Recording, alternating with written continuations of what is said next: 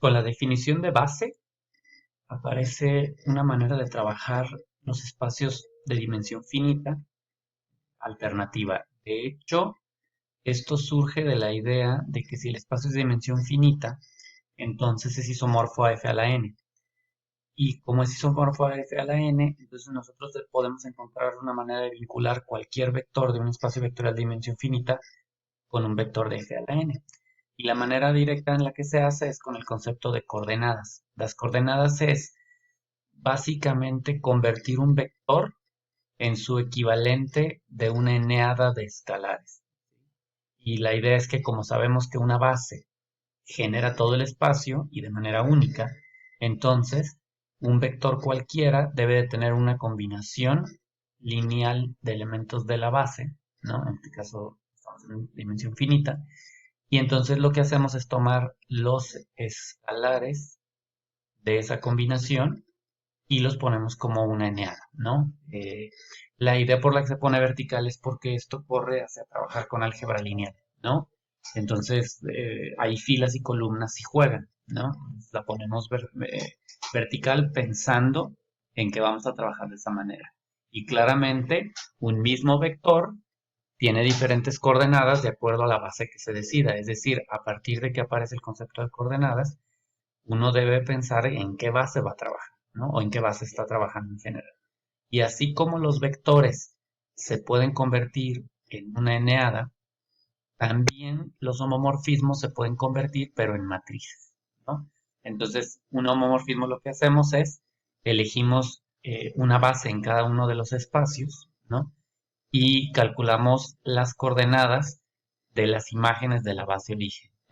Para ponerlo de manera sencilla, ustedes tienen un homomorfismo entre dos espacios vectoriales, toman una base B, se le llamó B, a una base del espacio origen del homomorfismo y una base C del espacio destino, y lo que hacen es agarran los elementos de B, los mapean, van a quedar elementos, no les van a quedar los elementos de C, les van a quedar ciertos elementos de B, y lo que hacen es encontrar las coordenadas de cada uno de ellos.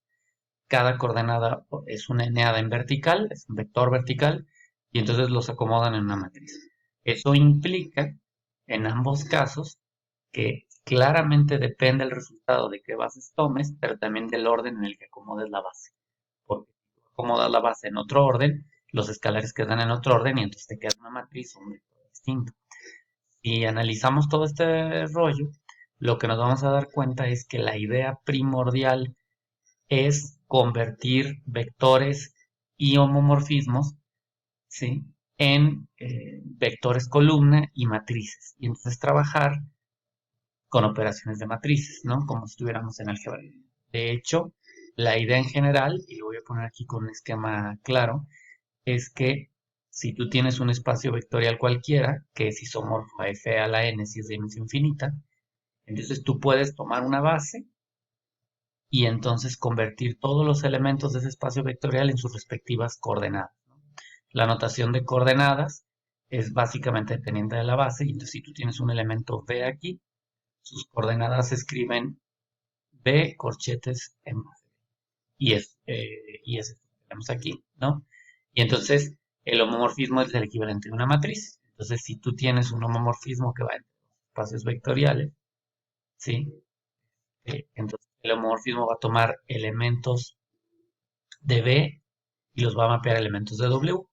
W puedes tomar una base C y entonces encuentras, digamos, una matriz que hace las veces de este mapeo. Y lo interesante de este rollo, de esta matriz, y es lo más importante de este rollo, es que en realidad el espacio destino, tú también lo estás viendo como un espacio vectorial con cierta base. Entonces tú podrías también, vía esa base, encontrar las coordenadas de los elementos de W en base C, ¿no? Que sea los elementos de aquí. Y la matriz, ¿cuál es su idea? Bueno, la clave por la que todo esto tiene sentido es que si se fijan, lo que estamos haciendo es movernos como a un plano paralelo, ¿no? Es decir, arriba tenemos los espacios vectoriales cualesquiera de dimensión finita, y lo que estamos haciendo es básicamente convertir los elementos en coordenadas y el homomorfismo en matriz. Lo que hace que todo esto funcione es este teorema que tienen aquí abajo, que es muy importante, que dice que si tú multiplicas la matriz, ¿sí? La matriz asociada a un homomorfismo por las coordenadas de un vector del espacio B, lo que obtienes de resultado es justo las coordenadas de la imagen de este lado. Básicamente, ¿qué quiere decir? Que si tú quieres aplicar el homomorfismo y mandar B a cierta imagen, es decir, si W aquí lo vemos como phi de B, entonces tú haces el mapeo, pero si tú en vez de eso quieres trabajar con coordenadas, entonces digamos que aplicar el homomorfismo es aplicar la matriz. Es decir, la matriz se ve como si fuera el homomorfismo y entonces multiplicar unas coordenadas de este lado por esa matriz te daría las hipotéticas coordenadas de la imagen de este lado. Este teorema es clave porque lo que te está diciendo es que tú puedes trabajar acá abajo y puedes estar utilizando la matriz como si fuera el homomorfismo y las coordenadas como si fueran los vectores y en cualquier momento si tú decides puedes regresar, ¿no? ¿Por qué puedes regresar? Porque siempre sabes la base. Entonces para regresar pues simplemente tomas esta definición y si tienes las coordenadas pues nada más haces la combinación lineal con la base y obtienes zona.